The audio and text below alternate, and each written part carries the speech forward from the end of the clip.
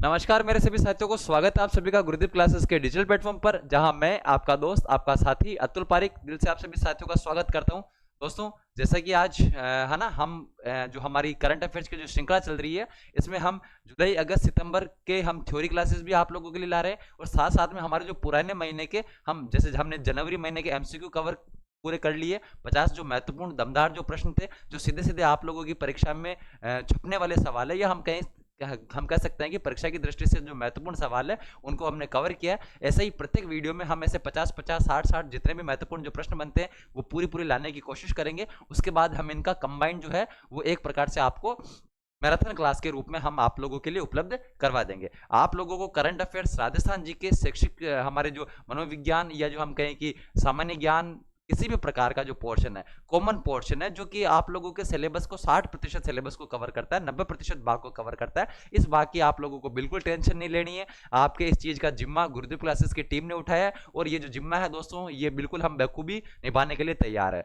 और आप लोगों ने आपके भाई अतुल पारिक पर जो विश्वास किया है करंट अफेयर्स पर, इस विश्वास पर खरा उतरने की जो जिम्मेदारी है, बिल्कुल है ना, मैंने उठाई है। आप लोगों को जुलाई अगस्त सितंबर अक्टूबर का जो करंट अफेयर्स के नोट्स है वो ऐप में उपलब्ध करवा दिए गए। अगर आपने अभी तक हमारे गुरुदीप क्लासेस के ऐप को डाउनलोड नहीं किया हो तो ऐप जरूर डाउनलोड कर लेना, और वहां से आप नोट्स जो है उनकी प्रिंट आउट निकलवा सकते हो, और साथ साथ में आप जो है हमारी क्लासों को देखते हुए आप जो है मोस्ट इंपोर्टेंट चीजें वो भी आप नोट कर सकते हो। साथ साथ में अब हम एमसीक्यू भी उपलब्ध करवा रहे हैं, ताकि आप लोगों की तैयारी में चार चांद लग जाए, है ना। आपके अध्यापक बनने का जो सपना है वो सिर्फ सपना नहीं रहे, उसे हकीकत में बदलने का जो सपना है, उसे हकीकत में बदलने की जो तैयारी है वो आप लोगों को हमारे साथ करनी है। अगर हम आप लोगों के लिए 100% मेहनत कर रहे हैं, तो आप लोगों को खुद के लिए 200% की मेहनत के साथ में आप लोगों को लग जाना है। ठीक है भाई, मेरे सभी दोस्तों को राधे राधे, जय श्री कृष्णा, राम राम। सभी साथियों को भगवान श्री सांवरिया सेठ का नाम लेते हैं, और आज की इस क्लास का शुभारंभ करते हैं, आगाज करते हैं। आज हमारे फरवरी महीने के 50 दमदार महत्वपूर्ण प्रश्न होने वाले हैं। आप लोगों को देखते चलना है कि कितने प्रश्न मेरे सही हो रहे हैं, कितने प्रश्न गलत हो रहे हैं, और लास्ट में कमेंट बॉक्स में आप लोगों को बताना है कि सर मेरे आज इतने प्रश्न सही हुए। ये प्रश्न जो है, वैसे ऑलरेडी हम जो जो राजस्थान जीके और करंट अफेयर्स के जो मॉडल पेपर लेके आते हैं, उसमें बहुत सारे प्रश्न तो हमने हमने कर लिए हैं, बहुत बार बहुत प्रश्न आपके रिपीट भी होंगे, लेकिन इसका मतलब ये नहीं, कम से कम जो प्रश्न आप जितना बार करोगे उतना आप लोगों के प्रश्न का अभ्यास होगा। तो आज के इस क्लास का हम शुभारंभ करते हैं। आज का पहला प्रश्न लेते हैं दोस्तों। पहला प्रश्न क्या कर रहा है? धनवंतरी पुरस्कार 2024 से सम्मानित ताराचंद शर्मा राजस्थान के किस जिले से संबंधित है भाई? जयपुर, जोधपुर, झुंझुनू या बीकानेर? कोई मेरा साथी ऐसा हो जो अभी तक हमारे गुरुदीप क्लासेस के टेलीग्राम चैनल से नहीं जुड़ा हो तो जुड़ जाना साथियों। सबसे पहले सबसे लेटेस्ट अपडेट आपको कहाँ मिलेगी भाई? हमारे गुरुदीप क्लासेस के टेलीग्राम चैनल पर मिलती है। तो इसका हमें विशेष रूप से ध्यान रखना है कि ये जो ताराचंद शर्मा, ठीक है, ध्यान रखना भाई, 2024 का पुरस्कार तो मिला है ताराचंद शर्मा को, और कोई पूछे 2025 का बनवारी लाल गौड़, जो कि जयपुर के निवासी, कौन है भाई? बनवारी लाल गौड़। ध्यान रखना भाई, बनवारी लाल गौड़ जो है जयपुर के निवासी है, और इनको 2025 का हमारे धनवंतरी पुरस्कार दिया गया। ये जो ताराचंद शर्मा दोस्तों, ये बिसऊ झुंझुनू के रहने वाले थे, नाड़ी वैद्य, है ना, नाड़ी वैद्य और लेखक भी है ताराचंद शर्मा। ध्यान रखना भाई, धनवंतरी पुरस्कार में, है ना, हम कहें कि धनवंतरी ट्रॉफी के साथ में 5 लाख रुपए की राशि दी जाती है ना। आरपीएससी ने पूछा भी कितने रुपए दिए जाते हैं? 5 लाख रुपए दिए जाते हैं। और 2024 का ताराचंद शर्मा झुंझुनू निवासी है, 2025 का बनवारी लाल गौड़ जो है ये हमारे जयपुर के निवासी है। उसके बाद देखो भाई अगला प्रश्न क्या कर रहा है हमसे? राजभाषा में श्रेष्ठ कार्य निष्पादन हेतु के क्षेत्र में द्वितीय राजभाषा पुरस्कार किस संस्था को प्रदान किया गया? ध्यान रखना भाई, अभी हमारे जो है ना हिंदी, हमारे जो हम कहें कि सरकारी विभागों में हिंदी के प्रभाव को बढ़ाने के लिए, या फिर हिंदी को राजभाषा के रूप में कार्यरत करने के लिए, ये राजभाषा के लिए ये जो पुरस्कार दिए जा रहे हैं राजभाषा में श्रेष्ठ कार्य निष्पादन हेतु, ठीक है, इसमें द्वितीय राजभाषा जो पुरस्कार किस संस्था को भाई? राजकीय विश्वविद्यालय, राजस्थान विश्वविद्यालय, भारतीय श्री अन्न अनुसंधान संस्थान, राष्ट्रीय ऊंट अनुसंधान केंद्र बीकानेर, या फिर राजस्थान पुलिस अकादमी? जल्दी से बताओ भाई, किस संस्थान को हमारे राजभाषा में श्रेष्ठ कार्यों के निष्पादन हेतु क्या क्षेत्र में द्वितीय राजभाषा पुरस्कार से सम्मानित किया गया? अच्छे लेवल का प्रश्न है। इसी प्रकार के प्रश्न आप लोगों को परीक्षा में देखने को मिलेंगे। जल्दी जल्दी से आप लोग जवाब दे देना इसके। बिल्कुल मेरे सभी साथियों के जो जवाब आ रहे हैं, ठीक है, कोई बी, कोई सी, कोई डी। ध्यान रखना भाई, राष्ट्रीय ऊंट अनुसंधान केंद्र जो कि हमारे जोहड़ बीकानेर के अंदर है, वहां, है ना, और ये जो विभाग है इसी में किस क्षेत्र में द्वितीय राजभाषा पुरस्कार से इसको सम्मानित किया गया, इसका आप लोगों को विशेष रूप से ध्यान रखना। हम जानते हैं कि जोहड़बीड़ बीकानेर में ऊंट अनुसंधान केंद्र की स्थापना 1993 के अंदर हुई थी, और जोहड़बीड़ बीकानेर में हमारे वल्चर ब्रीडिंग सेंटर या फिर गिद्ध प्रजनन केंद्र भी बन रहा है। एक चीज हमको ध्यान रखने की, एशिया की सबसे बड़ी गिद्धों की कॉलोनी कहाँ भाई, कोटा के मुकुंदरा हिल्स टाइगर रिजर्व के अंदर। ठीक है भाई, चलो अगला सवाल देखो, मरु महोत्सव 2025 कौन सा भाई, मरु महोत्सव।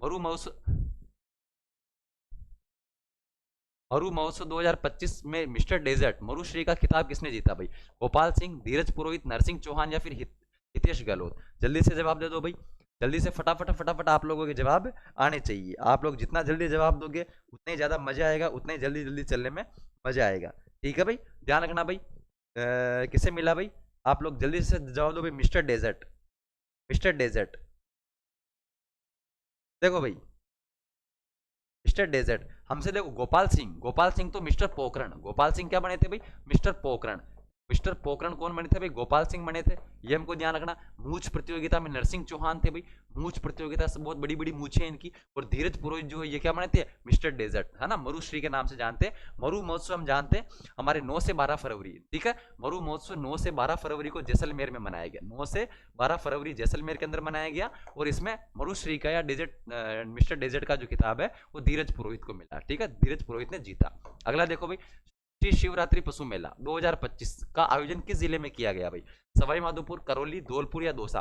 बताओ भाई, शिवरात्रि पशु मेला कहाँ मनाया जाता है भाई, और मतलब ये तो वैसे 2025 नहीं, ये तो एक प्रकार से जीके का प्रश्न आ गया। ठीक है, शिवरात्रि पशु मेले का आयोजन कहाँ किया जाता है दोस्तों। एक बार मैं थोड़ा सा आपका 2 मिनट का ध्यान लेना चाहूंगा। ये हमारी राजस्थान सामान्य ज्ञान की जो पुस्तक है मेरे दोस्तों, आप लोगों ने बहुत ही लिमिटेड हमने किताब निकाली, लेकिन इस किताब को आप लोगों ने बहुत ही अच्छा प्यार दिया है, बहुत ही अच्छा विश्वास है ना आप लोगों ने दिखाया है। बहुत है ना, बहुत सारे साथी जो है उनको किताब है ना बुक स्टोर पर उपलब्ध नहीं हो पा रही है, तो जो भी साथी को ये बुक उपलब्ध नहीं हो रही है वो हमारे टेलीग्राम पर जाकर ऑनलाइन लिंक के माध्यम से भी ऑर्डर कर सकते हैं। और वैसे तो बुक आपको मिल जाएगी, ठीक है, बहुत लिमिटेड स्टॉक हमने निकाला है। और आप लोगों ने उस हमारे विश्वास पर बिल्कुल एकदम खरा उत्तर, मतलब है ना, आप लोग एकदम शानदार तरीके से हमारे ऊपर विश्वास बता रहे हो। इस किताब में दोस्तों फ्लैगशिप योजना, जन कल्याणकारी और विद्यार्थी कल्याणकारी योजनाओं का सबसे अपडेट डाटा दिया गया है, जिसमें हर एक टॉपिक को बहुत ही शानदार गहनता के विश्लेषण के साथ में, नई अपडेट जानकारियों के साथ में इंक्लूड किया गया है। ठीक है, आप लोगों को प्यार दिखाना है, आपके छोटे भाई अतुल पारिक पर आप लोगों को प्यार दिखाना है, विश्वास दिखाना है। मैं कह रहा हूं दोस्तों, आप लोगों को लोगों से 2 नहीं 5 नहीं बल्कि 10 कदम आगे रखने के लिए हम लोग बिल्कुल एकदम जी जान लगा के मेहनत कर रहे हैं। ध्यान रखना भाई, शिवरात्रि पशु मेला कहाँ मनाया गया भाई, करौली के अंदर मनाया गया, ये तो हमको ध्यान रखना।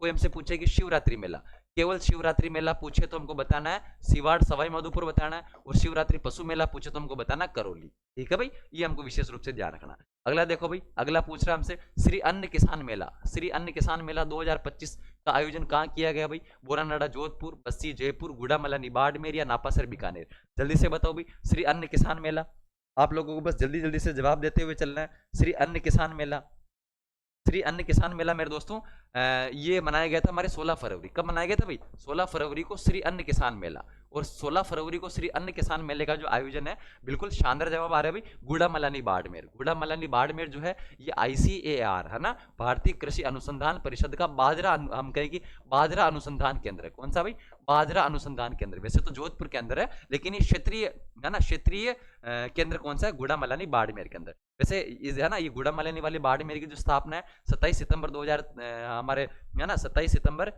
2023 को लगभग इसका जो शिलान्यास है वो हमारे जो पूर्व उपराष्ट्रपति रह चुके हैं जगदीप धनखड़ जी, हमारे झुंझुनू के रहने वाले थे, उन्होंने इसका शिलान्यास किया था। गुड़ामलानी बाड़मेर में ICAR का क्षेत्रीय बाजरा अनुसंधान केंद्र, ठीक है, गुड़ामलानी बाड़मेर कि वहां पर श्री अन्न किसान मेले का आयोजन 16 फरवरी 2025 को किया गया। फिर देखो भाई, अगला सवाल कह रहा है राजस्थान विज्ञान महोत्सव 2025 का आयोजन कहाँ किया गया भाई, IIT जोधपुर के अंदर, एपेक्स यूनिवर्सिटी जयपुर के अंदर, जयनारायण व्यास विश्वविद्यालय जोधपुर के अंदर या फिर राजस्थान विश्वविद्यालय जयपुर के अंदर। जल्दी से बताओ भाई, राजस्थान विज्ञान महोत्सव, राजस्थान विज्ञान महोत्सव। और एक चीज थोड़ी सी ध्यान रखना दोस्तों, विज्ञान महोत्सव हम कब मनाते हैं भाई, 28 फरवरी को। ठीक है, विज्ञान दिवस हम कब मनाते हैं, 28 फरवरी को, 27-28 फरवरी को। कब भाई, 27-28 फरवरी को विज्ञान महोत्सव का आयोजन जो है वो कहाँ किया गया, हमारे एपेक्स यूनिवर्सिटी जयपुर की। कौन सी यूनिवर्सिटी भाई, एपेक्स यूनिवर्सिटी। ध्यान रखना भाई, आप लोगों को नहीं पता हो तो ध्यान रखना, एपेक्स यूनिवर्सिटी कहाँ पे, जयपुर के अंदर है। हमारे जो शिक्षा मंत्री जी है मदन दिलावर जी, उन्होंने दीप प्रज्वलित किया और दीप प्रज्वलित करके विज्ञान महोत्सव के जो कार्यक्रम है उसका शुभारंभ किया। तो इसका भी हमको ध्यान रखना है। अगला देखो फिर दूसरा अखिल भारतीय राज्य जल मंत्रियों का सम्मेलन, दूसरा दूसरा अखिल भारतीय राज्य मंत्रियों का सम्मेलन 2025 का आयोजित किया गया भाई, जयपुर, जोधपुर, उदयपुर, अजमेर। मोस्ट इंपोर्टेंट लगाना भाई, दूसरा हमारा ये जो पहला अखिल भारतीय का सम्मेलन ये तो मध्य प्रदेश में आयोजित किया गया था और दूसरी बार ही आयोजित किया गया, यानी पूरे पूरे भारत के जितने भी राज्य मंत्री है, जो जल मंत्री है, उनका सम्मेलन हुआ। कब हुआ भाई? तो ये 18 से 19 फरवरी। कब हुआ भाई? 18 से 19 फरवरी को आयोजित किया गया। ठीक है, और कहां पे किया गया भाई? उदयपुर के अंदर किया गया। कहां पे किया गया? उदयपुर के अंदर। चलो भाई, ये भी प्रश्न पूछा गया है, आरपीसी ने पूछा। अगला सवाल इसी से रिलेटेड है भाई, दूसरे अखिल भारतीय राज्य जल मंत्रियों का सम्मेलन जो कि उदयपुर के अंदर, इसका विषय थीम क्या थी भाई? जलीय जीवन है, हर घर जल, हर घर नल, जल संरक्षण, राज्यों की भागीदारी, या फिर भारत ए 2047 जल सुरक्षित राष्ट्र। ठीक है भाई, तो अगर देखो जल मंत्रियों का सम्मेलन हुआ, जल मंत्रियों का सम्मेलन मतलब जल के बारे में चर्चा करेंगे, जल के बारे में चल रहा है ना, चर्चा करेंगे। और अभी हमारे भारत ने सपना देखा है प्रधानमंत्री नरेंद्र मोदी के नेतृत्व में विकसित भारत 2047, उसी के साथ हमारे मुख्यमंत्री भजन लाल जी शर्मा ने भी सपना देखा विकसित राजस्थान 2047। तो इसका जो थीम क्या रखा गया भाई? भारत 2047 तक जल सुरक्षित राष्ट्र बनने के लिए अग्रसर।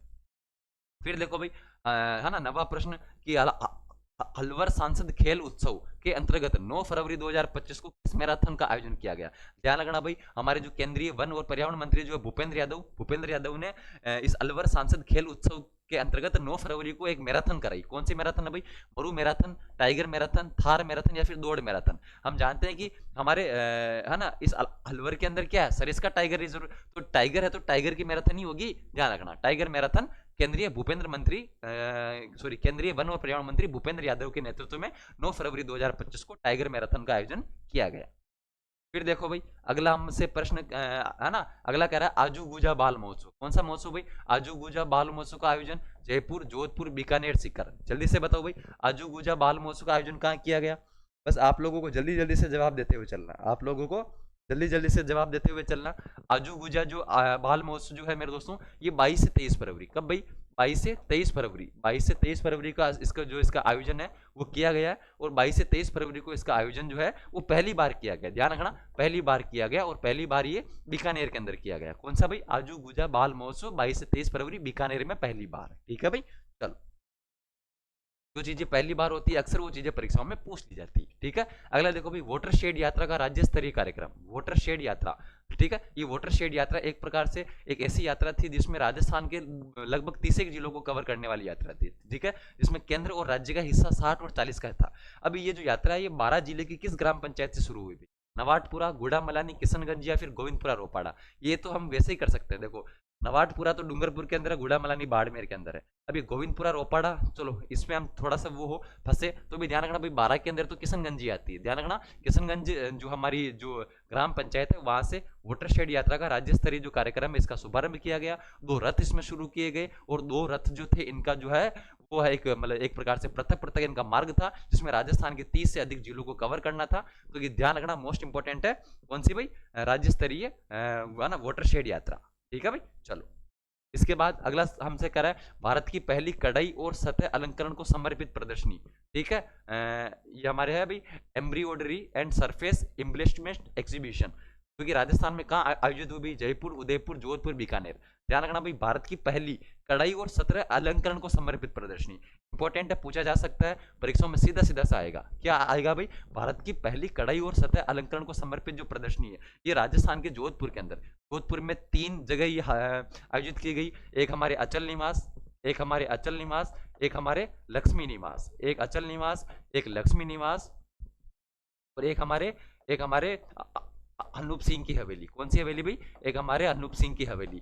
ध्यान रखना, 3 जगह इसका आयोजन किया गया, अचल निवास, लक्ष्मी विलास और अनूप सिंह की हवेली। भारत की पहली कढ़ाई और सतही अलंकरण को समर्पित प्रदर्शनी। अगला देखो भाई, महात्मा ज्योतिबा फूले मंडी श्रमिक कल्याण योजना के अंतर्गत वह सहायता राशि 25,000 रुपए की वृद्धि के बाद प्रति विवाह अब कितनी सहायता राशि दी जाएगी?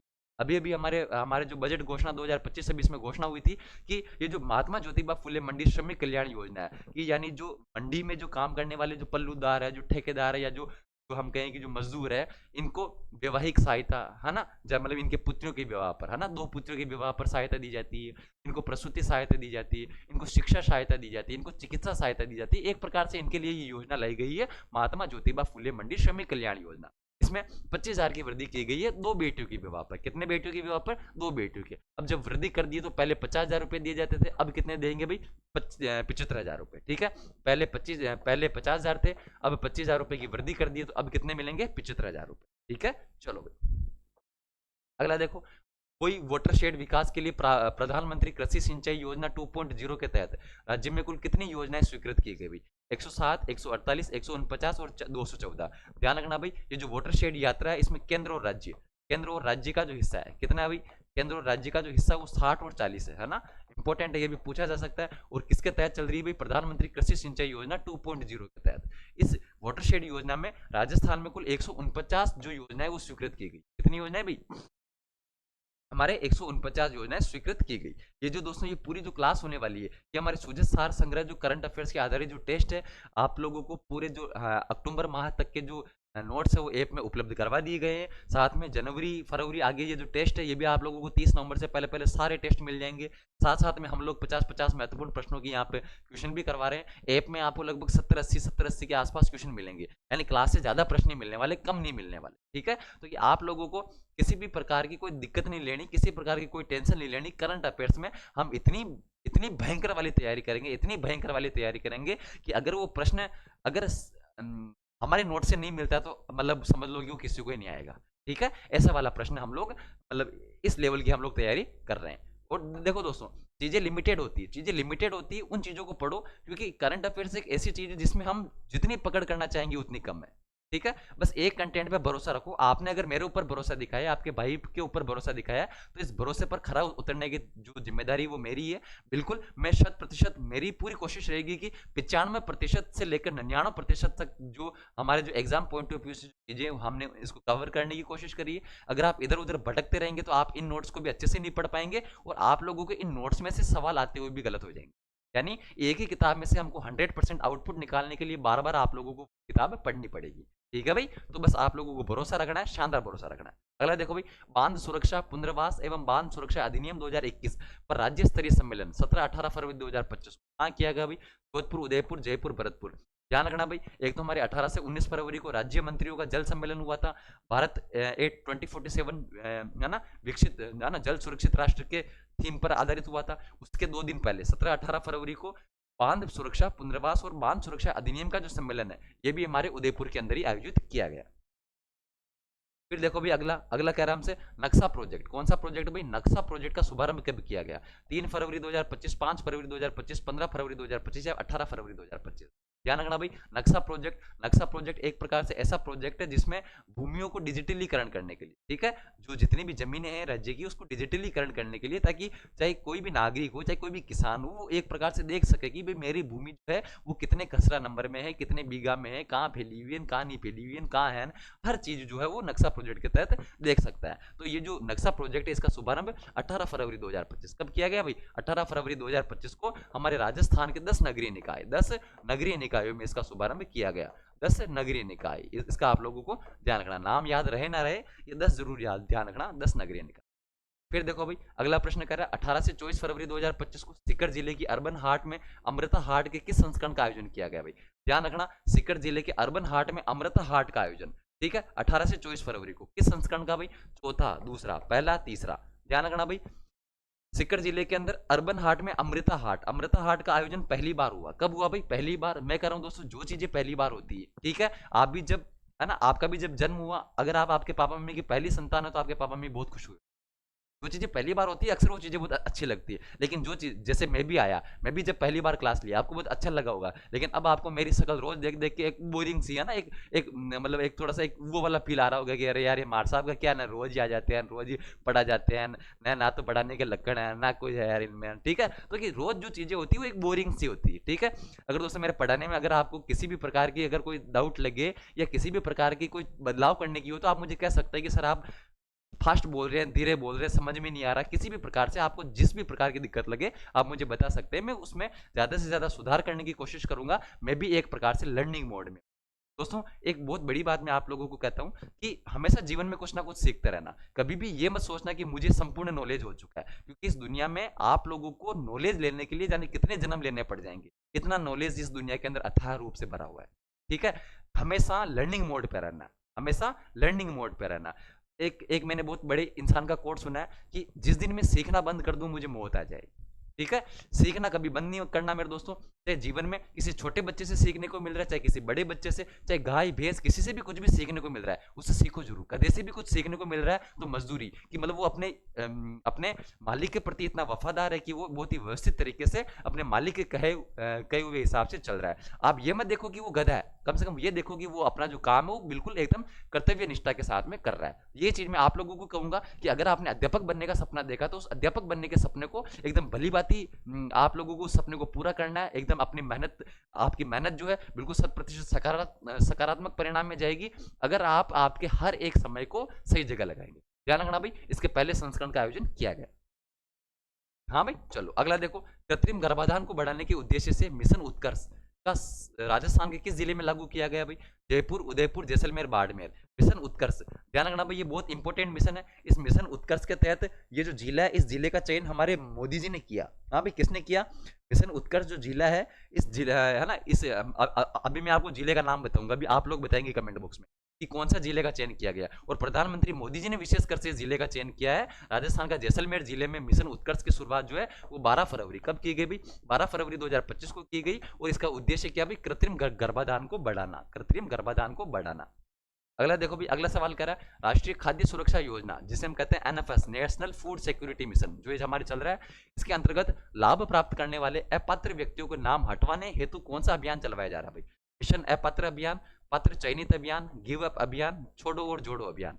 ठीक है, वैसे तो इस अभियान का नाम छोड़ो और जोड़ो अभियान होना चाहिए था, क्योंकि गिव अप अभियान का जो मुख्य उद्देश्य केवल अपात्र व्यक्तियों का नाम हटवाना नहीं है। इसमें अपात्र व्यक्तियों के नाम हटवाने के साथ साथ जो पात्र और जो वास्तव में जो रियल इसके हकदार है उनको भी उनका हक दिलाना है। ठीक है, तो इसका जो असली, जो मेरे हिसाब से, मेरे विचार में जो नाम होना चाहिए था वो छोड़ो और जोड़ो अभियान होना चाहिए, कि जो अपात्र व्यक्ति वो नाम छोड़ो और जो पात्र व्यक्ति वो उनका नाम जोड़ो। लेकिन इसका नाम रखा गिव अप अभियान, छोड़ दो अभियान। अरे भाई सबसे छुड़वाओगे क्या? जो वास्तव में जो डिजर्व करते हैं, जिनको बिल्कुल एकदम खाना नहीं मिल रहा है, जिनको गेहूं इनकी सब चीज की दिक्कत आ रही है, जो राशन की दिक्कत आ रही है, कम से कम उन वो जो लाभार्थी उनको तो लाभ दो, असली में लाभ दो।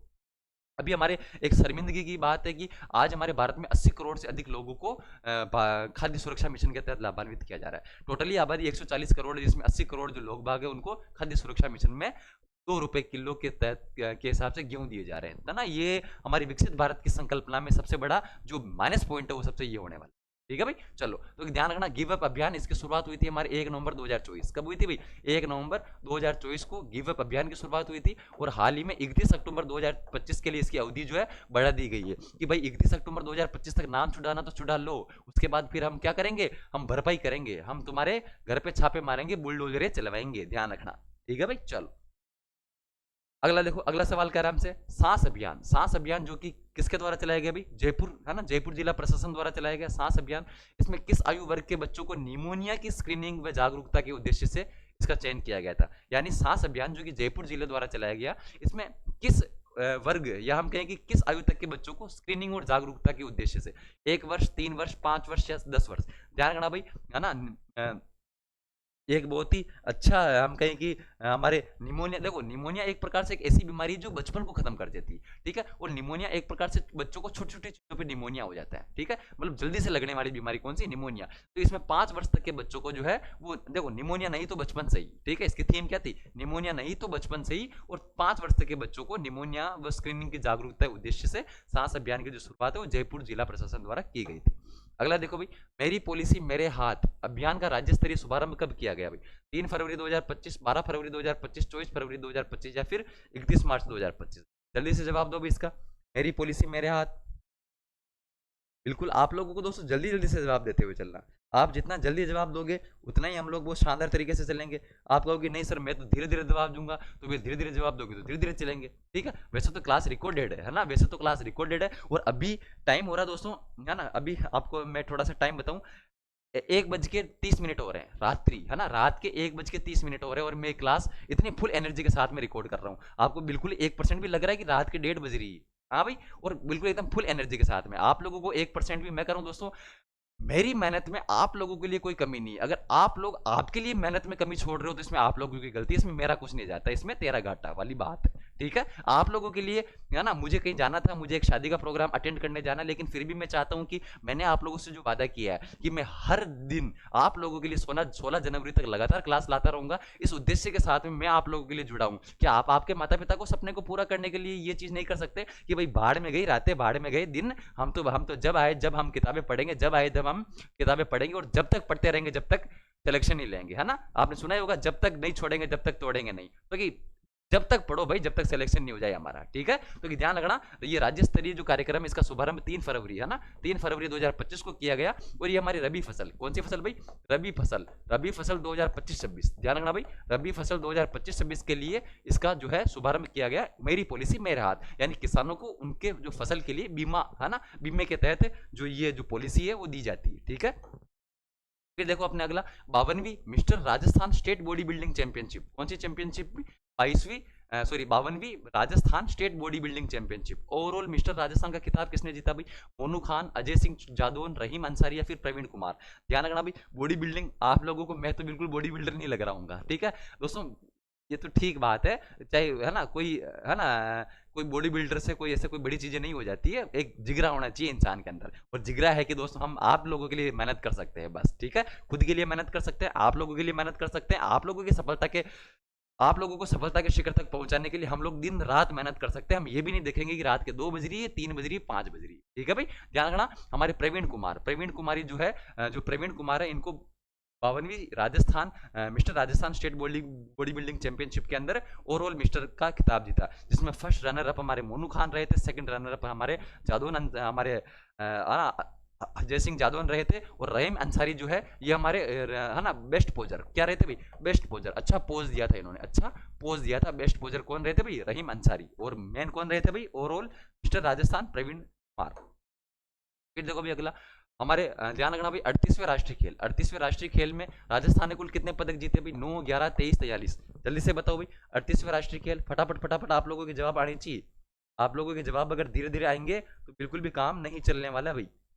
आप लोगों के जवाब इतने फास्ट तरीके से आने चाहिए, लगना चाहिए कि भाई हाँ यार सर। देखो भाई 38वें राष्ट्रीय खेल का आयोजन उत्तराखंड के अंदर किया गया, कहाँ किया गया भाई, उत्तराखंड के अंदर। हाँ भाई उत्तराखंड, 28 जनवरी से लेकर 14 फरवरी। ठीक है, वैसे तारीखें तो बहुत ज्यादा इंपॉर्टेंट हो जाएगी, तारीखें तो नहीं पूछेगा आपको, ये पूछ सकता कि 38वें राष्ट्रीय खेल में कुल कितने पदक जीते, तो 43 पदक जीते।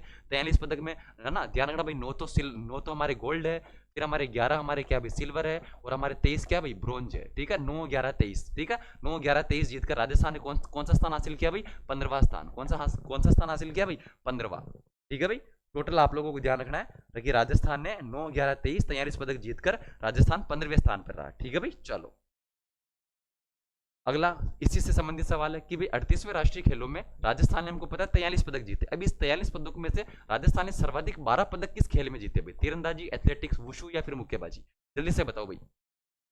ठीक है, सर्वाधिक 12 पदक, और ध्यान रखना भाई इन सर्वाधिक 12 पदकों में गोल्ड कितने हैं, तो गोल्ड इसमें 4 है ना, 4 गोल्ड, यानी टोटली इसमें हमारे राजस्थान ने 9 स्वर्ण पदक जीते, और इस 9 स्वर्ण पदकों में भी केवल 4 तो ये वुशु के अंदर ले आया था। कौन से खेल में भाई, वुशु के अंदर, वुशु प्रतियोगिता, मतलब ये जो 38वें राष्ट्रीय खेल जो हुए थे उत्तराखंड के अंदर, टोटल 43 पदक जीते, 43 में से 9, 11, 23 ऐसे आपको याद रखना, 15वां स्थान जीता, और सबसे ज्यादा जो है वो वुशु खेल के अंदर 12 पदक जीते, जिसमें 4 हमारे स्वर्ण पदक शामिल है। फिर देखो भाई, फिर अगला हमारे क्या कर रहा है, 38वें राष्ट्रीय खेलों में वेट लिफ्टिंग 109 किलो में स्वर्ण पदक किसने जीता भाई, वेट लिफ्टिंग 109 किलो में स्वर्ण पदक, हरचरण सिंह, प्रद्युमन सिंह राठौड़, रजत चौहान या फिर अनंतजीत सिंह नरूका, जल्दी से बताओ भाई, जल्दी से बता दो, जल्दी जल्दी आप लोगों के जवाब आने चाहिए भाई। देखो आप लोगों को इससे वैसे पता चल रहा होगा कि रजत चौहान जो है, रजत चौहान का संबंध तीरंदाज से, क्या भाई ये कौन से खिलाड़ी भाई, तीरंदाज है। फिर हमारे बच्चे अनंतजीत सिंह नरूका, ये शूटिंग करते हैं, ध्यान रखना भाई, अनंतजीत सिंह क्या करते हैं, शूटिंग करते हैं। हमारे जो पेरिस ओलंपिक के अंदर भी भाग लिया था, माहेश्वरी चौहान और अनंतजीत सिंह नरूका ने भाग लिया था, दोनों कोई पदक नहीं जीत पाए, मोए मोए करा के वापस आ गए। ठीक है, प्रद्युमन सिंह राठौड़ है, इनका खेल जो दोस्तों थोड़ा है ना कैनाइंग और कयांकिंग है ना, जाने कौन सा खेल है ये, कैनाइंग और कयांकिंग। ठीक है, तो ये ध्यान रखना। एक ही बच्चा भाई हरचरण सिंह, ध्यान रखना, हरचरण सिंह ने 109 किलो में स्वर्ण पदक जीता, और ये जीतकर ठीक है जीता कौन भाई, हरचरण सिंह, इनका हमें विशेष रूप से ध्यान रखना हरचरण सिंह का। ठीक है, 109 100, हाँ ठीक है। और ध्यान रखना भाई, स्नेच के अंदर है ना, स्नेच के अंदर 160 किलो वजन उठाने वाले पहले राजस्थानी बन चुके हैं। स्नेच के अंदर 160 किलो वजन उठाने वाले पहले राजस्थानी कौन बन चुके हैं भाई? हरचरण सिंह। फिर देखो भाई अगला अच्छे लेवल का सवाल है, नेशनल गेम्स में राजस्थान के लिए पहला पदक किस खिलाड़ी ने जीता भाई? हरचरण सिंह, मोनिका जाट, रजत चौहान, शुभम गोरा। जल्दी से बताओ भाई। ये हरचरण सिंह वापस आगे भी स्नेच से 160 किलो में स्वर्ण पदक जीतने वाले पहले खिलाड़ी है ना, एक स्नेच में 160 किलो वजन उठाने वाले राजस्थान के पहले खिलाड़ी बन गए। रजत चौहान हमको जानते हैं भाई, तीरंदाज है। शुभम गोरा, शुभम गोरा ने जो अभी हमने जीते ना, अभी हमने कहा ना कि वुशु में 12 पदक आए थे, 4 गोल्ड आए थे, तो ये शुभम गोरा जो है ये वुशु से संबंधित है। किस खेल से भाई?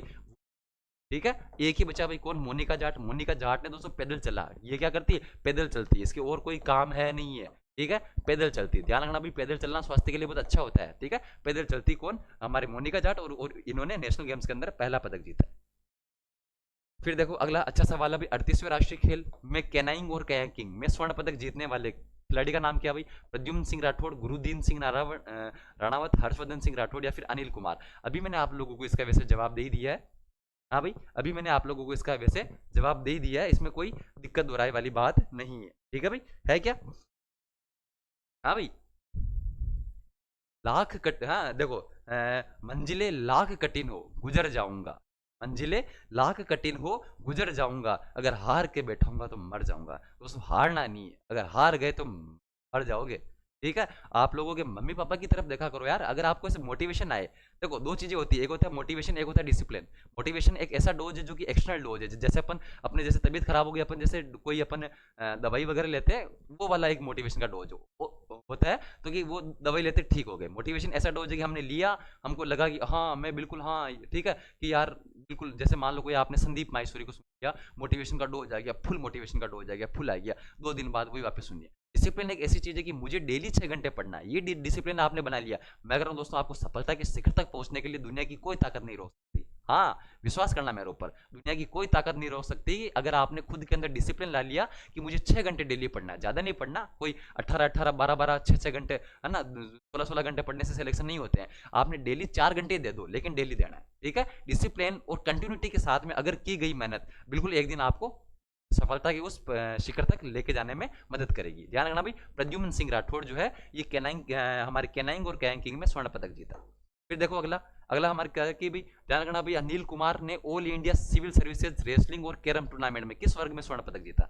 ध्यान रखना भाई, Anil Kumar India civil services wrestling और carrom tournament 75 kilogram, 109 kilogram, 125 kilogram, 109 kilogram. इस प्रकार के सवाल अक्सर आरपीसी पूछा करती। कौन पूछा करती भाई? आरपीसी। और ध्यान रखना 125 किलोग्राम, 125 किलोग्राम में अनिल कुमार ने स्वर्ण पदक जीता। ठीक है भाई, चलो मजा आ रहा नहीं आ रहा है? हाँ, आनंद आ रहा नहीं आ रहा? आनंद लेना है आपको। मैं कह रहा हूं दोस्तों, मजे के साथ पढ़ो, मजा ले लेके पढ़ो। ठीक है भाई, दुख में चीजें नहीं पढ़ी जाती, मजा ले लेके पढ़ो, याद हो जाएगी। स्पेशल डायमंड जुबली भाई, स्पेशल डायमंड जुबली जुम्बुरी, राजस्थान ने देश भर में कौन सा स्थान प्राप्त किया भाई? पहला, दूसरा, तीसरा, चौथा। ध्यान रखना भाई, ये जो स्पेशल डायमंड जुबली जो है, इसका आयोजन हमारे तमिलनाडु के अंदर किया गया, तमिलनाडु के अंदर किया गया, और 75 वर्ष पूरे होने पर। ध्यान रखना भाई, हमारे जो डायमंड जुबली कब मनाई जाती है? 75 वर्ष पूरे होने पर इसका जो आयोजन है तमिलनाडु के अंदर किया गया। और राजस्थान ने दोस्तों, राजस्थान के 23 प्रतियोगियों ने हमारे लगभग शायद है ना 22, हमारे राजस्थान के 22 प्रतिभागियों ने भाग लिया। कितने है ना, कितने लोगों ने भाग लिया था? 22। हाँ, राजस्थान के 22, इसमें 22 जो स्काउट गाइड के जो व्यक्ति जो थे खिलाड़ी, उन्होंने भाग लिया, और 21 में हमने जीता, यानी ओवरऑल हमने पहला स्थान प्राप्त किया। कौन सा भी? पहला। यानी राजस्थान ने इस स्पेशल डायमंड जुबली जो कि तमिलनाडु के अंदर हुई थी, उसमें राजस्थान ने देश भर में कौन सा स्थान प्राप्त किया भाई? पहला। फिर देखो अगला, नेशनल ई विधान एप्लीकेशन नेवा, नेवा यानी हम कहते हैं नेवा सेवा, नेवा सेवा, नेवा सेवा जो केंद्र है, इसका शुभारंभ राजस्थान विधानसभा में कब किया? 3 फरवरी 2025, 4 फरवरी 2025, 12 फरवरी 2025, 18 फरवरी 2025। सर आप तो फरवरी फरवरी में भी आप इतनी डेटें दे रहे हो, इतनी डेटें कैसे याद रखेंगे? इतनी डेटें कैसे याद रखेंगे? मेरी पॉलिसी, मेरा हाथ, नक्शा प्रोजेक्ट, ठीक है, नेशनल ई विधान, एक साथ लिख देना, इनको एक साथ लिख देना, काम आएगी ये चीजें। हाँ ठीक है, एमसीक्यू वाली सीरीज, सर हमको प्रश्न कराओ, प्रश्न कराओ, प्रश्न कराओ, ये लो भाई प्रश्न। ठीक है, चलो भाई ध्यान रखना, नेवा सेवा जो केंद्र है, इसका जो गठन है हम कहेंगे 3 फरवरी को 3 फरवरी 2025 को किया गया। हमारी जो राजस्थान की विधानसभा, इसको पूर्णतः डिजिटल करने के लिए, पूर्णतः डिजिटल करने के लिए नेवा सेवा एप्लीकेशन एक प्रकार से केंद्र सरकार द्वारा अब आजकल हमारे पूरे भारत के सारे राज्यों और केंद्र शासित प्रदेश में से लागू किया जा रहा है नेवा सेवा 3 फरवरी 2025।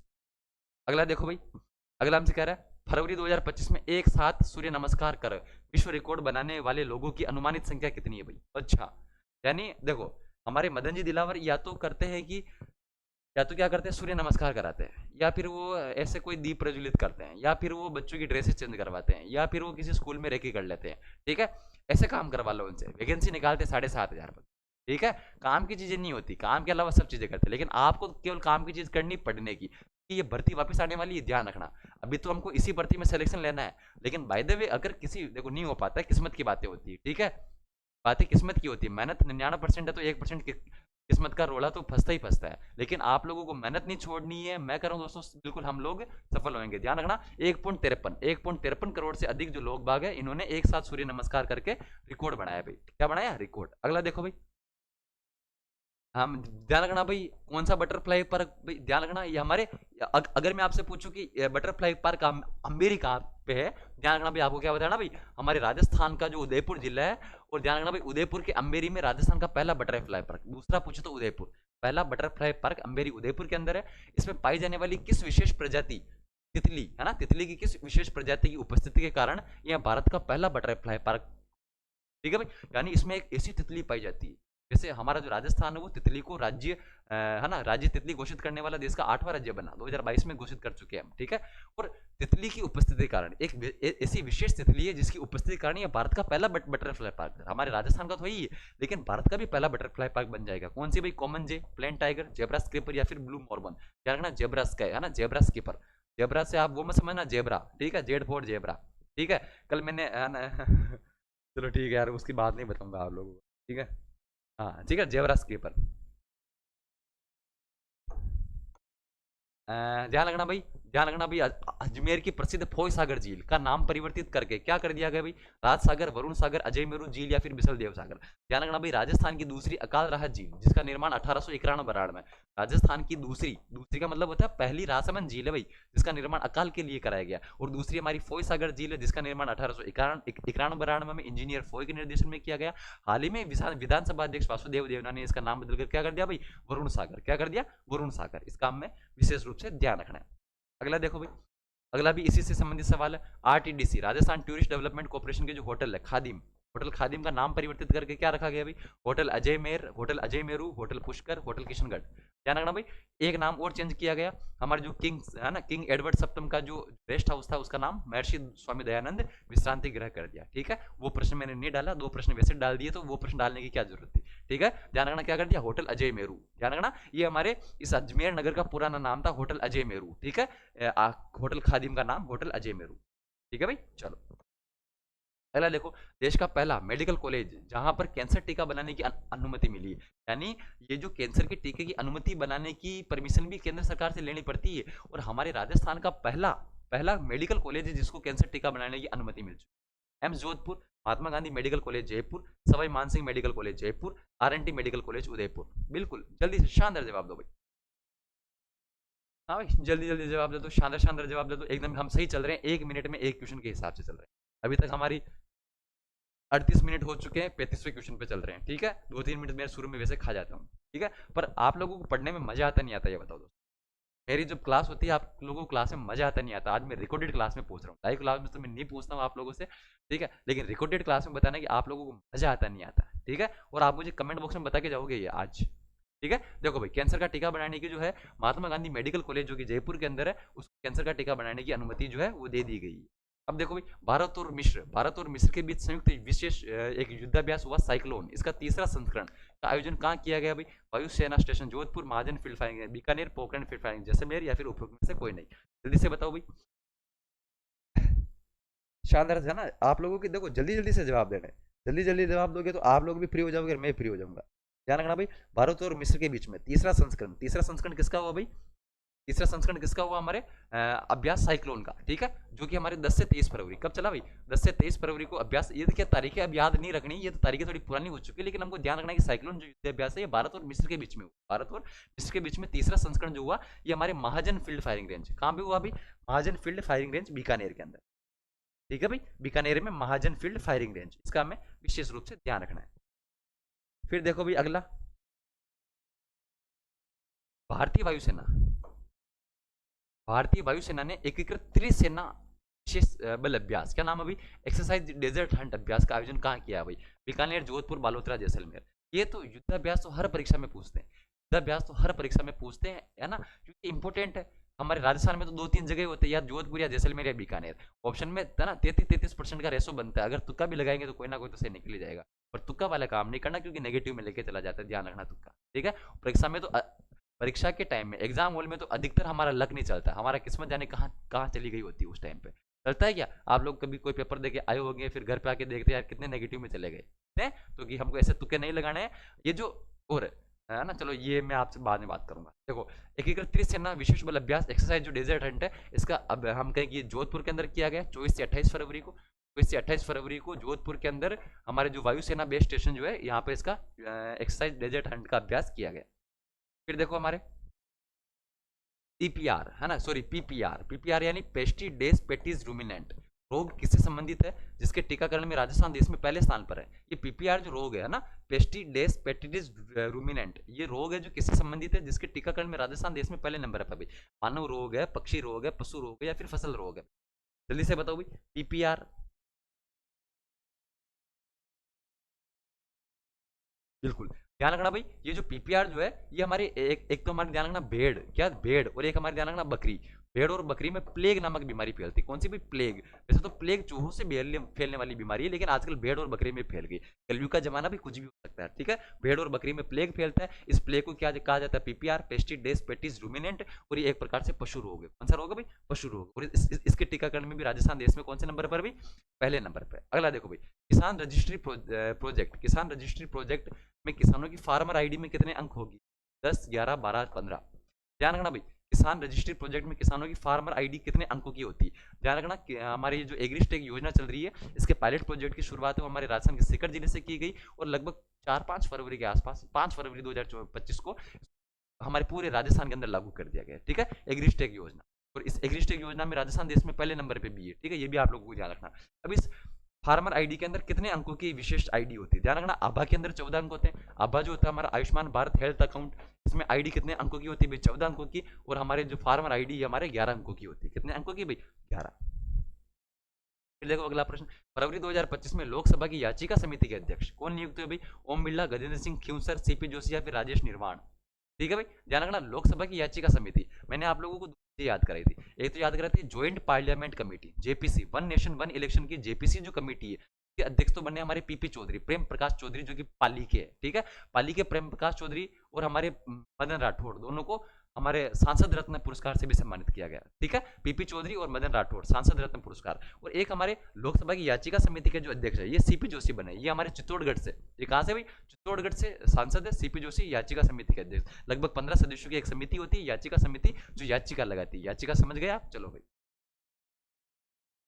अगला देखो। अगला सवाल हमसे कह रहा है, राजस्थान कैडर के किस आईपीएस अधिकारी को केंद्र सरकार ने नीति आयोग का सलाहकार नियुक्त किया भाई, राजेश निर्वाण, राजीव ठाकुर, सीपी जोशी, राम कुमार। जल्दी से बताओ भाई, हमारे राजस्थान कैडर के एक आईपीएस रह चुके हैं, राजस्थान कैडर के आईपीएस रह चुके हैं। इन आईपीएस को क्या हुआ भाई, इनको हमारे नीति आयोग ने सलाहकार के रूप में नियुक्त किया, ठीक है।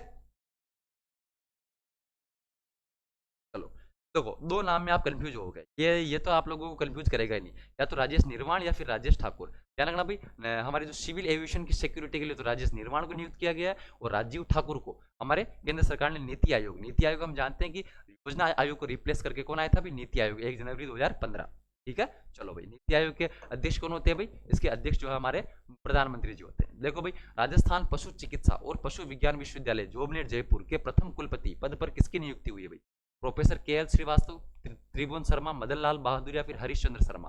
ध्यान रखना भाई, ये जो पशु चिकित्सा और पशु विज्ञान विश्वविद्यालय जो है, लगभग हम कहें कि 2023 के अंदर इसकी स्थापना हुई थी, है ना। 2023 में इसकी स्थापना की अधिसूचना जारी की गई थी, ठीक है, सितंबर 2023 के आसपास। और अभी अभी है ना, सितंबर महीने में, अभी हमारे सितंबर 2025 में इसने खुद की वेबसाइट बनाई थी, ठीक है। चलो अब बताओ भाई, ये पशु चिकित्सा और पशु विज्ञान विश्वविद्यालय में प्रथम कुलपति, है ना, कुलपति को आजकल हम कुल गुरु बोलने लगे, ठीक है। हाँ, वही कुल गुरु पद पर किसकी नियुक्ति हुई भाई, प्रोफेसर त्रिभुवन शर्मा। ध्यान रखना भाई, पहले होते हैं जो इंपॉर्टेंट होती है चीजें, जो चीजें पहली बार हो वो इंपॉर्टेंट होती है, प्रोफेसर त्रिभुवन शर्मा।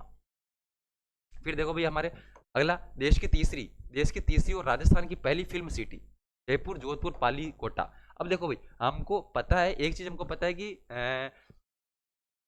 फिल्में देखने का शौक सब है ना, फिल्में देखने का शौक सबको है। अब हमको फिल्म सिटी देखने के लिए मुंबई जाना पड़ता था, हैदराबाद जाना पड़ता था, ठीक है। लेकिन अब देश की तीसरी और राजस्थान की पहली फिल्म सिटी कहाँ बन रही है भाई, हमारे पाली के अंदर। कहाँ बन रही है, पाली के अंदर, ठीक है। तो हमको विशेष रूप से ध्यान रखना, सुमेरपुर पाली के अंदर बन रही है। कहाँ कहाँ पे बन रही है भाई, सुमेरपुर। सुमेरपुर कहाँ भाई, पाली के अंदर है, ये हमको ध्यान रखना है। राजस्थान की तो पहली है और देश की तीसरी फिल्म सिटी। देखो भाई अगला, प्रथम जिला स्तरीय मदरसा खेल महोत्सव। प्रथम जिला स्तरीय मदरसा खेल महोत्सव का आयोजन है ना किस शीर्षक से किया गया भाई, युवा खेल 2025, उमंग 2025, प्रगति 2025 या जोश 2025। देखो जोश में तो आज मैं हूँ, लेकिन होश नहीं खोऊंगा, ठीक है भाई। बिल्कुल होश में एकदम शानदार तरीके से पढ़ा रहे भाई, चाहे रात को 2 बजे हो चाहे 3 बजे हो, पढ़ाने में वो का भी कॉन्फिडेंस रहता है। और मैं तो मुझे ये लगता है कि मुझे रात को और ज्यादा कॉन्फिडेंस आता है। हाँ भाई, रात को ऐसे लगता है जैसे अब हमारा दिन हुआ है, ठीक है। चलो भाई, तो ये जो मदरसा खेल महोत्सव लगभग 22 फरवरी 2025 को इसका आयोजन किया गया है। आयोजन कब किया गया इसका, मदरसा खेल आयोजन का ध्यान रखना।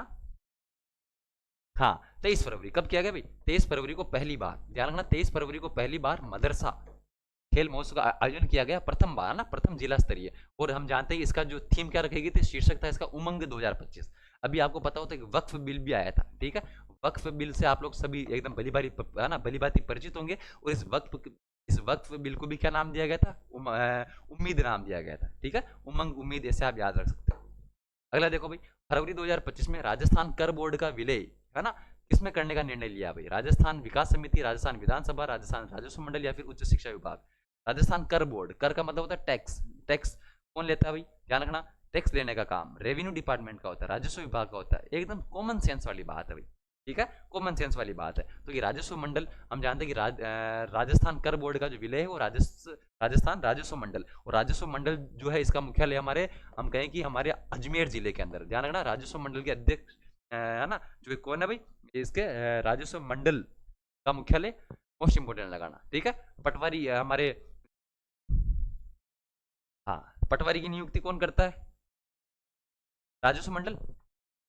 चलो भाई, राजस्व मंडल ही करता है कि पटवारी की नियुक्ति, एक बार देखना देखे। चलो भाई, अगला देखो, एयरपोर्ट अथॉरिटी ऑफ इंडिया के आंकड़ों के अनुसार राजस्थान देश का कौन सा सबसे अधिक हवाई यात्रा करने वाला राज्य बन गया। चलो भाई, है ना, मच्छर था भाई, मच्छर है ना, ये देखो मच्छर घूम रहे हैं यहाँ पे।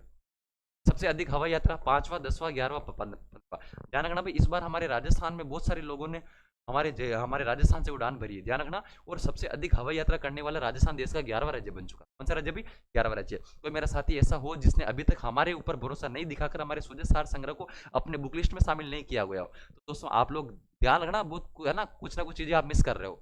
एक बार देखना, मैं आपको फोर्स नहीं कर रहा हूँ, लेकिन आप लोगों को इस नोट्स के साथ में टेस्ट सीरीज बिल्कुल निःशुल्क दी जाएगी। हर एक एक क्लास आप लोगों को यहाँ पे यूट्यूब पे मिल रही है। और है ना, मैं किसी और से तो तुलना नहीं करूंगा, लेकिन मैं कहूंगा कि हम हमारी तरफ से आप लोगों को सबसे बेस्ट, सबसे सर्वश्रेष्ठ देने की कोशिश कर रहे हैं, ठीक है भाई। चलो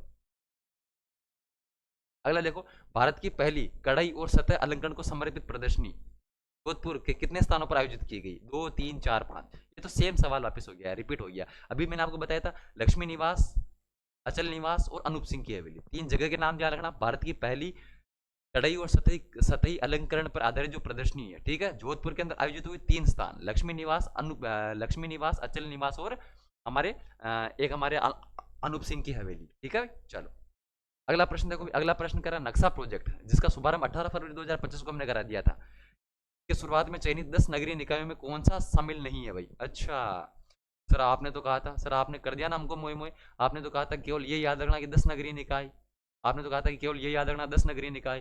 फिर आपने तो ये पूछा भाई कौन सा सुमिलित नहीं है।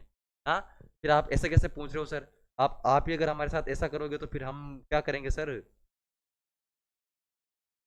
हाँ भाई, चलो भाई जल्दी से जवाब दे दो इसका फटाफट से। देखो अब जवाब तो देना पड़ेगा, जवाब तो देना पड़ेगा, ठीक है। देखो ध्यान रखना भाई, अब मैं आपको याद याद कराऊँ, एक आपको याद रखना भिवाड़ी, भिवाड़ी के साथ आपको याद रखना बहरोड, भिवाड़ी बहरोड। फिर आपको याद रखना किशनगढ़, ठीक है। देखो गढ़ 2 बार, भिवाड़ी बहरोड किशनगढ़। उसके बाद आपको याद रखना नवलगढ़, नवलगढ़ और किशनगढ़, ठीक। उसके बाद आपको याद रखना ब्यावर, ब्यावर के साथ आपको याद रखना पुष्कर, दोनों पास पास में जगह है, ब्यावर और पुष्कर। फिर आपको ध्यान रखना बगरू, ठीक है, बगरू के साथ में आपको ध्यान रखना नाथद्वारा, क्या ध्यान रखना नाथद्वारा, याद रहेगा, 2 2 के जोड़े में याद रखो। और फिर आपको ध्यान रखना जैसलमेर, ठीक है, बड़े बड़े नाम सबसे बाद में लेंगे, जैसलमेर, और एक आपको याद रखना है सवाई माधोपुर। कौन सा माधोपुर भाई? सवाई माधोपुर, सवाई माधोपुर। तो कितने नगरीय निकाय हो गए भाई? 10 हो गए। भिवाड़ी बहरोड, किशनगढ़ नवलगढ़, ब्यावर पुष्कर, बगरू नाथद्वारा, जैसलमेर, सवाई माधोपुर। कौन सा सम्मिलित नहीं है भाई? बताओ भाई, चलो भाई क्या कर दो भाई फटाफट से? उदयपुर।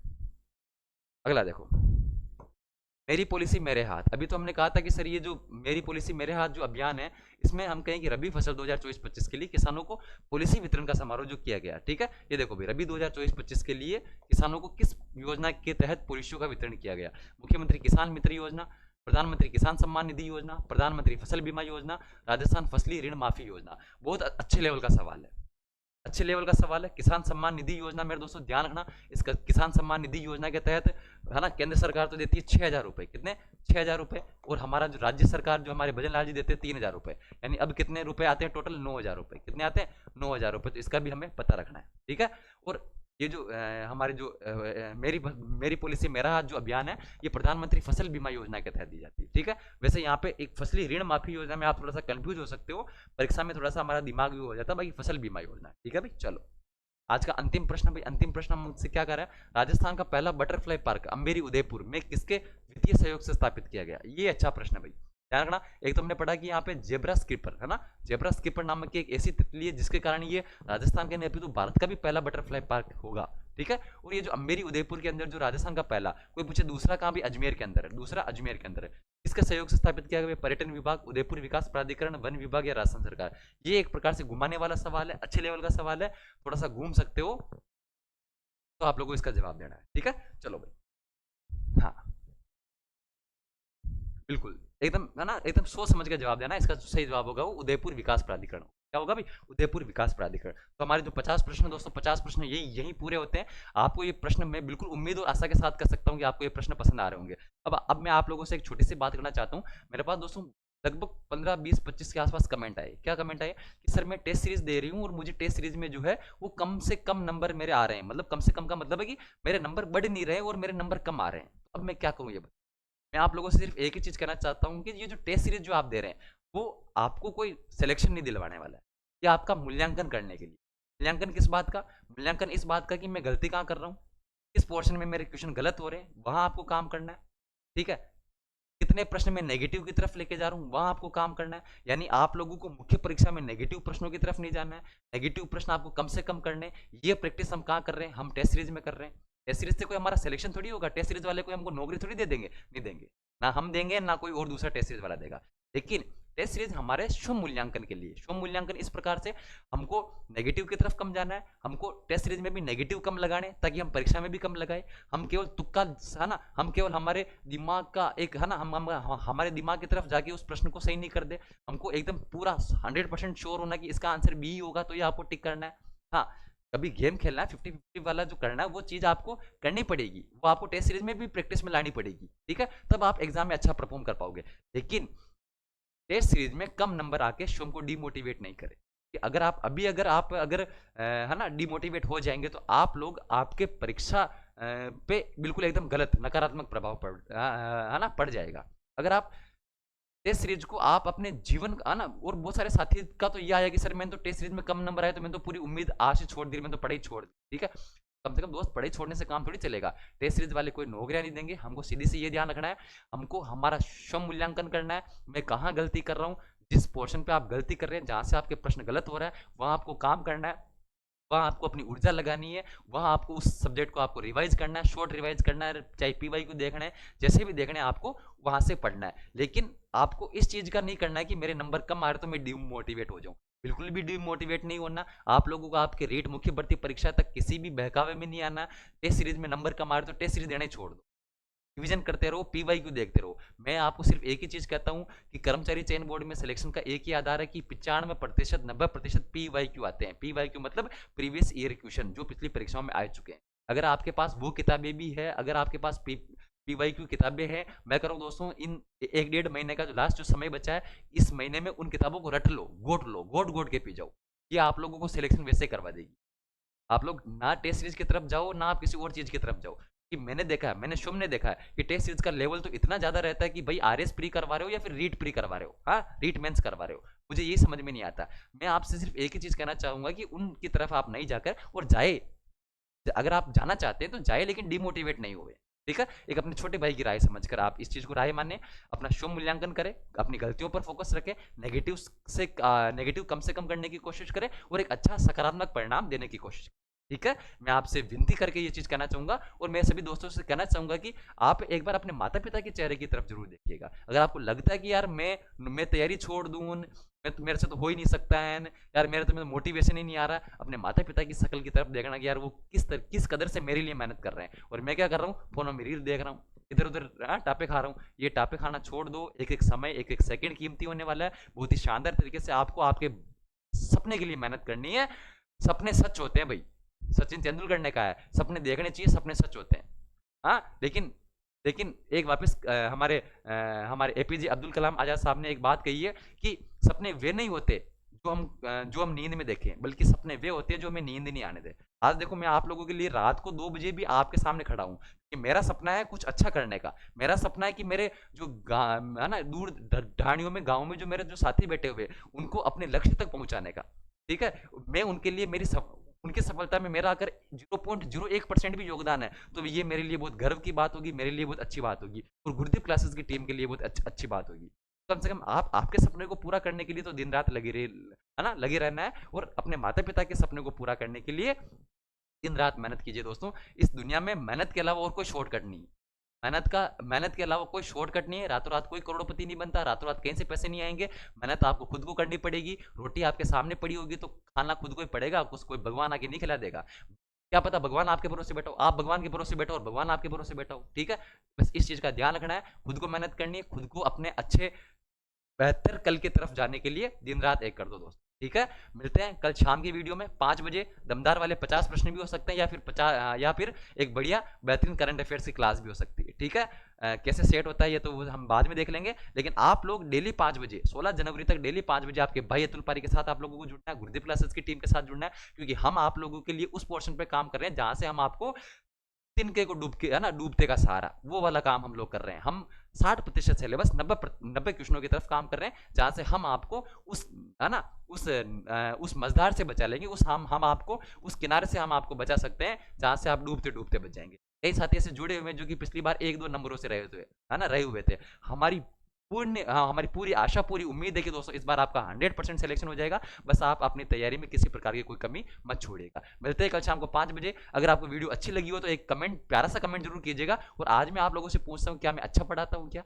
अगर मैं अच्छा पढ़ाता हूँ तो एक प्यारा सा कमेंट जरूर कीजिएगा कि, और मुझे अगर कोई बदलाव करने की जरूरत है तो आप मुझे बता सकते हैं कि हाँ सर, आपको यहाँ पर बदलाव करने की जरूरत है। मैं बिल्कुल आपकी बात को नतमस्तक होकर स्वीकार करूंगा और मैं ज़्यादा से ज़्यादा सुधार करने की कोशिश करूंगा। ठीक है, और क्लास को ज़्यादा से ज़्यादा शेयर जरूर करें, अपने सभी दोस्तों को जरूर बताएं, लाइक जरूर करें, और अगर चैनल पर नए हो तो सब्सक्राइब जरूर करें, और अगर हमें दिल से चाहते हैं तो अपने व्हाट्सएप स्टेटस पर जरूर लगाएं। ठीक है दोस्तों, मिलते हैं कल शाम को 5 बजे दमदार वाली वीडियो के साथ। तब तक के लिए बहुत बहुत धन्यवाद।